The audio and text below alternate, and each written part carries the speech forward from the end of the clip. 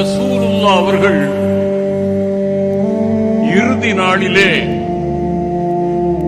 Medina ஷரீஃபிலே பள்ளியின் உள்ளே அமர்ந்து சஹாபாக்கள் மத்தியிலே ஒரு முக்கியமான செய்தியை சொல்கிறார்கள்.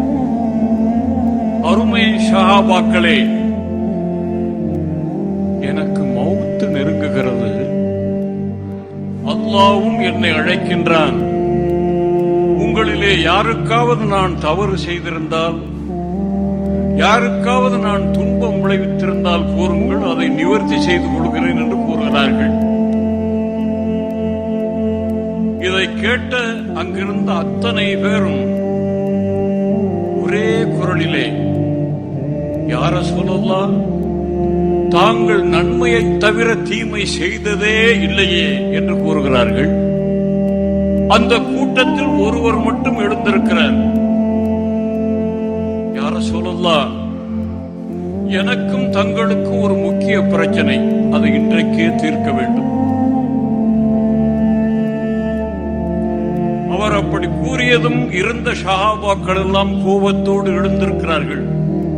இதை கவனித்த ரசூலுல்லாஹ் அவர்கள் அத்தனை பேர்களுக்கு அமைதிப்படுத்திவிட்டு, அவர் என்னதான் சொல்கிறார் கேட்போமே என்று கூறுகிறார்கள். எழுந்து நின்றவர் ரசூலுல்லாஹ் மீது உயிரையே வைத்திருப்பவர். உக்காஷா என்பது அவருடைய பெயர். அவர் கூறுகிறார், யா ரசூலல்லாஹ்,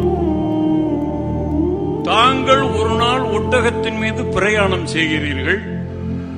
அந்த ஒட்டகத்தை பிடித்துக் கொண்டு மணலில் நடந்து நான் வருகிறேன். ஒட்டகம் கொஞ்சம் வேகமாக செல்ல வேண்டும் என்பதற்காக தாங்கள் கையில் வைத்திருந்த சாட்டையால் ஒட்டகத்தை அடித்தீர்கள். அந்த ஒட்டகத்தை அடித்த போது ஒரு அடி என்னுடைய உடம்பிலும் விழுந்தது. எனவே அந்த அடியை இன்று நான் உங்களை அடிக்க வேண்டும், அதற்கு நீங்கள் அனுமதிக்க வேண்டும் என்று கூறுகிறார். மறுபடியும் சஹாபாக்கள் எல்லாம் கோபத்தோடு எழுந்திருக்கிறார்கள். ரசூலுல்லாஹ் தனக்கு உரிய கருணையின் காரணமாக அத்தனை பேர்களையும் அமைதிப்படுத்திவிட்டு, உக்காஷா அவர்களே, அடியுங்களேன் என்று அவர் அடிப்பதற்கு தோதாக தன்னுடைய பொன்னான மேனியை வளைத்து கொடுக்கிறார்.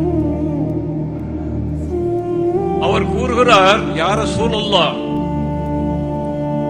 என்னை அடித்த சாட்டை உங்கள் வீட்டில் இருக்கிறது, அதை எடுத்து வர சொல்லுங்கள், அந்த சாட்டையால் தான் உங்களை அடிப்பேன் என்று கூறுகிறார்கள். ரசூலுல்லாஹ் அவர்கள் ஹஸரத் பிலால் அவர்களை அழைத்து வீட்டில் இருக்கின்ற சாட்டையை வாங்கி வாருங்கள் என்று கூறுகிறார்கள்.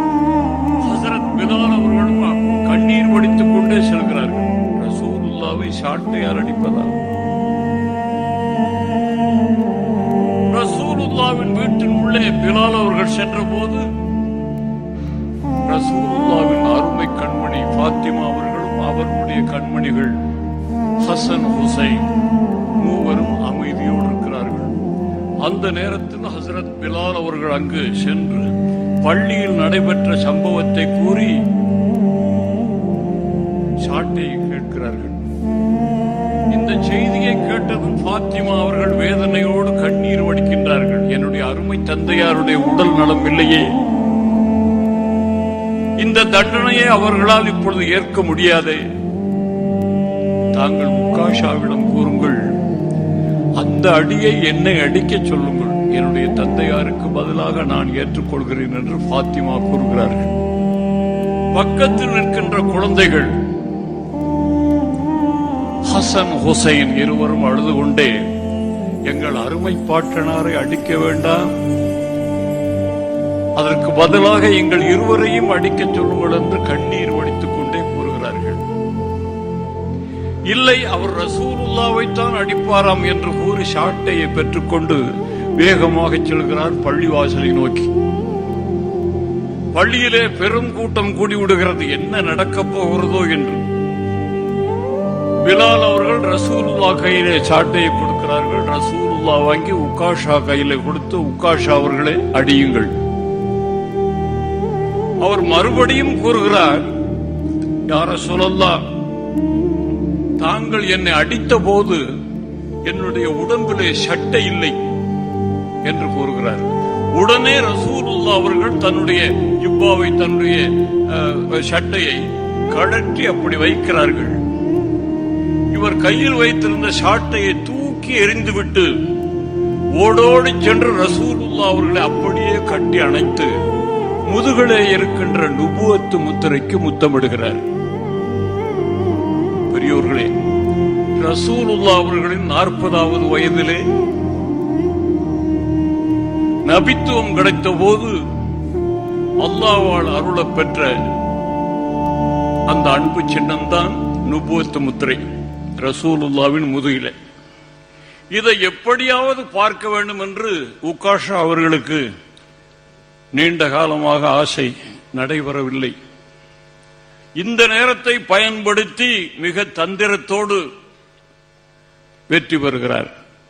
இருந்த ஷஹாபாக்கள் அத்தனை பேர்களும் மகிழ்ச்சி ஆரவாரம் செய்கிறார்கள். காரணம், அத்தனை பேர்களும் ரசூலுல்லாஹ்வின் முதுகிலே இருக்கின்ற நுபுவத்து முத்திரையை பார்ப்பதற்கு ஒரு நல்ல வாய்ப்பு கிடைத்ததல்லவா? அதற்கு காரணம் உக்காஷா அல்லவா? எனவே எல்லோரும் உக்காஷாவை பாராட்டுகிறார்கள், வாழ்த்துகிறார்கள். ரசூலுல்லாஹ் அவர்களும் உக்காஷாவை தன் அருகே அழைத்து, அல்லாஹ் உங்களுக்கு சொர்க்க பதவியை தருவானாக என்று கூறி துஆ